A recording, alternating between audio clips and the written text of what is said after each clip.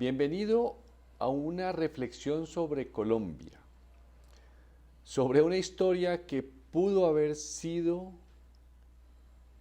y que quiero exponer comparando el narcotráfico y la esclavitud.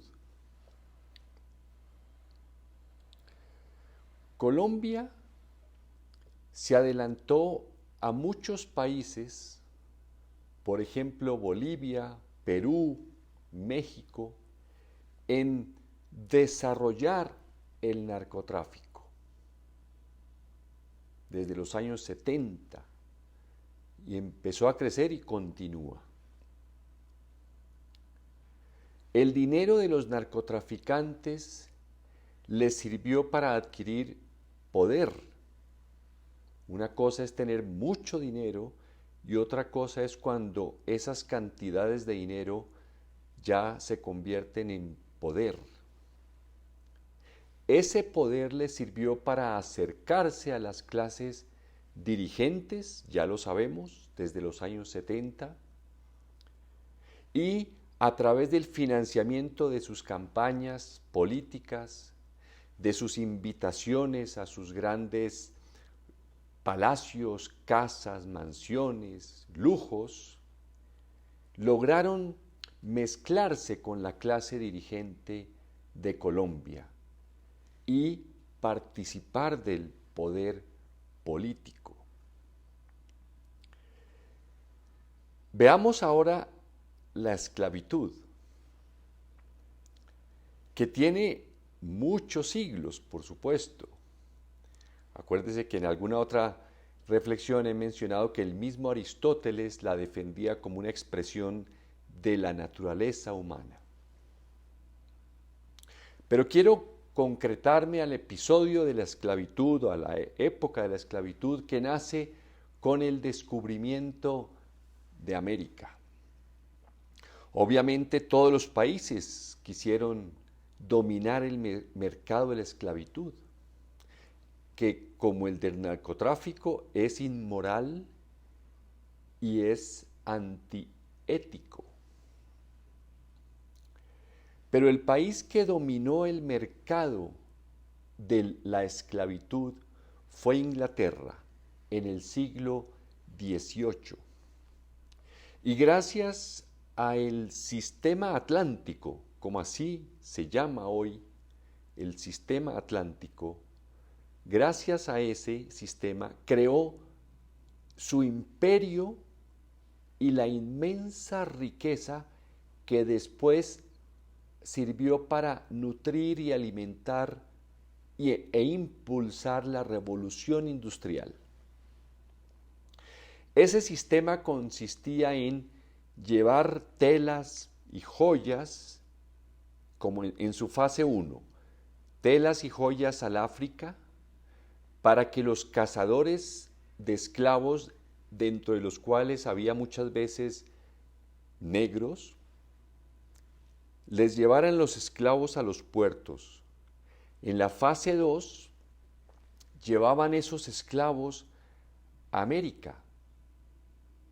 No le dejo la inquietud de averiguar cómo los transportaban.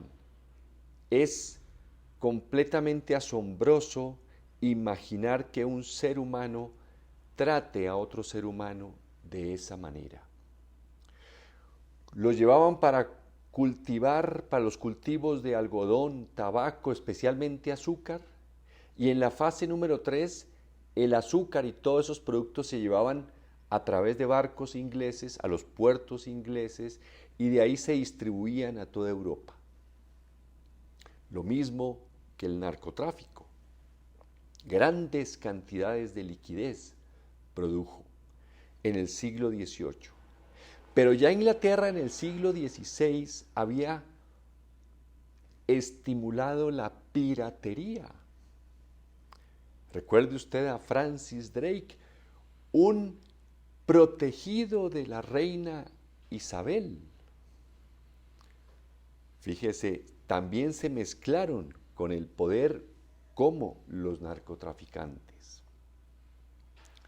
Después, en el siglo XIX Inglaterra lleva opio a la China de manera ilegal, como el narcotráfico cuando lo llevamos a los Estados Unidos o lo llevamos a Europa.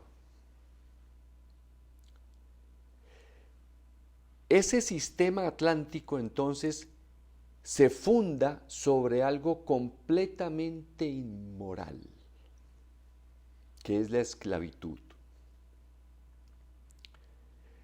El heredero de Inglaterra en el siglo XX, Estados Unidos,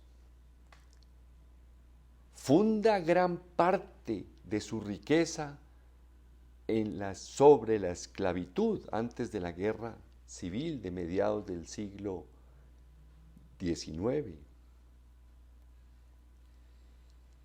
sobre el exterminio de los indígenas, de los indios, de los nativos de Norteamérica.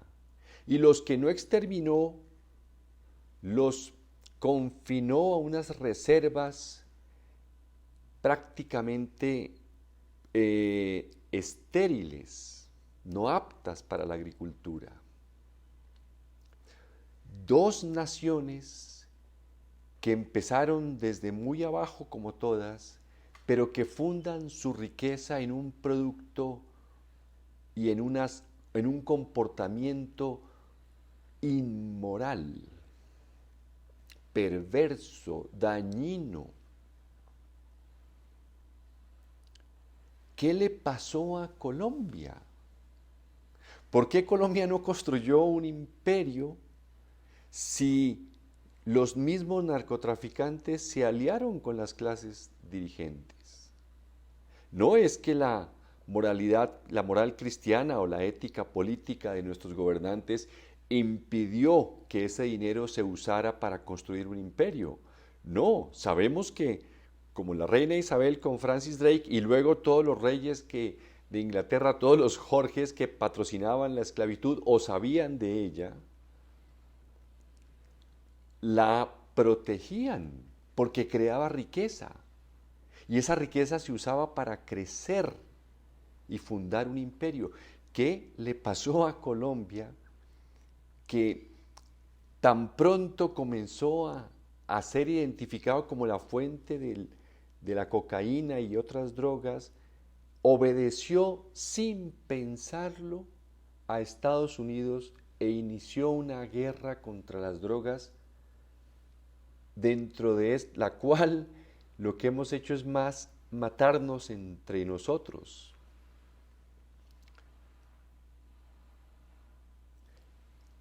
¿Será que la calidad de nuestros líderes ni siquiera da para construir una nación importante usando dineros que ellos mismos, con los cuales ellos mismos se beneficiaban en sus campañas y en su estilo de vida? ¿Cuál será la diferencia? ¿Por qué unas naciones construyen un imperio, o por lo menos grandes naciones, sobre la base de algo inmoral, y nuestros líderes ni siquiera eso? Piense usted, ayer supimos por el presidente Gustavo Petro que en el gobierno anterior se compró un software para interceptar celulares y espiar conversaciones. Todos los gobiernos hacen eso y todos los países lo han hecho. Recuerde usted las persecuciones a los comunistas y a los japoneses en Estados Unidos en medio de la Segunda Guerra Mundial y después cuando empezó la Guerra Fría. Esas persecuciones son propias de esos países y todos. Pero nosotros nos quedamos ahí persiguiendo a la persona que atenta contra un latifundista. Latifundistas que ni siquiera son señores feudales, son casi unos propietarios muy primitivos. Y esos son los líderes de este país. ¿Cuál es la categoría de nuestros líderes? No es que los demás líderes del mundo actúen bajo unos parámetros altamente morales, no, fíjese, Inglaterra y Estados Unidos. No sé qué piensa usted, por supuesto, de pronto le parezca un poco forzado el paralelo, pero después de darle algunas vueltas me animé a presentarle esta reflexión porque lo veo como un elemento, dos elementos muy similares, muy similares. Los líderes de Inglaterra y de Estados Unidos usaron la esclavitud, muchas acciones, comportamientos inmorales para construir sus imperios. Nosotros, nuestros líderes, solamente se contentaron con el gozo de los ciertos lujos personales y del consumismo, aliándose o recibiendo regalos o beneficios de los narcotraficantes y de su dinero. Muchísimas gracias y hasta la próxima ocasión.